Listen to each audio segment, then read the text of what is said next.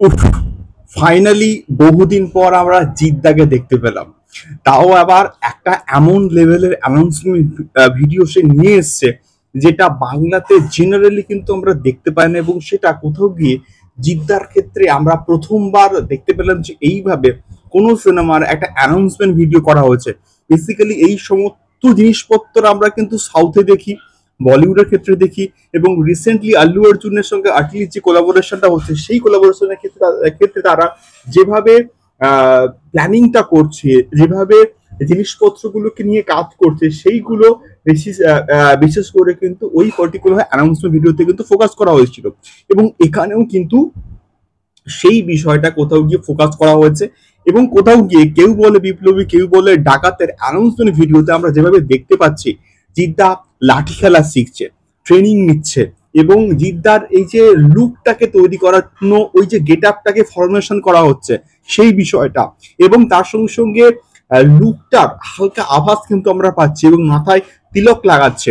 এই সমস্ত পোর্শনস গুলো, এই যে প্রিপারেশনটা, এটাকেই কিন্তু ডিজাইন করে এই অ্যানাউন্সমেন্ট টিজারের মধ্যে কিন্তু ফোকাস করানো হয়েছে বা দেখানো হয়েছে, যেটা কোথাও গিয়ে দেখতে ভালো লাগছে। এবং বিশেষ করে এখানে কিন্তু যে ব্যাকগ্রাউন্ড স্কোরটাকে ইউজ করা হচ্ছে, সেই কাইন্ড অফ সেই টাইপের কিন্তু ব্যাকগ্রাউন্ড স্কোর এখানেও কিন্তু থাকবে, এবং এখানে যে মিউজিকের কাজও যে চলছে সাইমালটেনিয়াসলি, সেটাও কিন্তু দেখানো হয়েছে।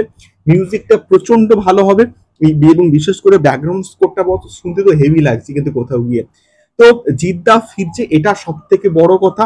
দ্বিতীয় কথা, এটার প্রেজেন্টেশনটা মানে মেকিং, মানে জিদ্দা তো একদম মানে পারফেকশনিস্ট, এবং যখনই কোনো কিছু নিয়ে আসে এবং পারফেক্টলি 100% কনফার্ম হয়ে 100% রেডি মেটেরিয়াল কিন্তু সে নিয়ে আসে, এবং তাছাড়া কিন্তু সে আসেই না। এবং এটা পুজোর সময় থেকে কিন্তু কোথাও কি এটা শুটিং শুরু হয়ে যাওয়ার কথা। দেখা যাক, হয়তো ইন বিটুইন সেপ্টেম্বর মাস থেকে কিন্তু এটা শুটিং স্টার্ট হয়ে যেতে পারে। আমার জিদ্দার এই লুকটা হেভি লাগলো, মানে এখনো অব্দি পুরোপুরি প্রপার লুক কিন্তু মানে দেখানোই হয়নি।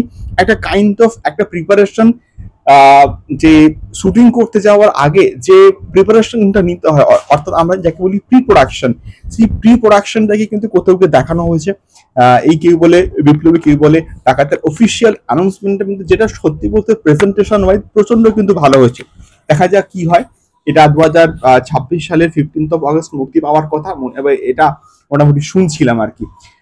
যবেই মুক্তি পাক, ভালো কিছু হোক হোক, ভালো কিছু হোক, এবং অডিয়েন্স যাতে করে মনে রাখে। আজকে রঘু ডাকাতের টিজারটা এসছে, মানুষ মাস দেবকে জাস্ট ফিরে পেয়েছে, তো সেইভাবে কোনো মাস জিদ্দাকে আমরা ফিরে পাই, এইরকম একটা কিছু জিদ্দা নিয়ে আসুক, তাহলে বস জমে যাবে। তোমাদের কেমন লাগলো অবশ্যই কিন্তু কমেন্ট করতে পারো। টাটা।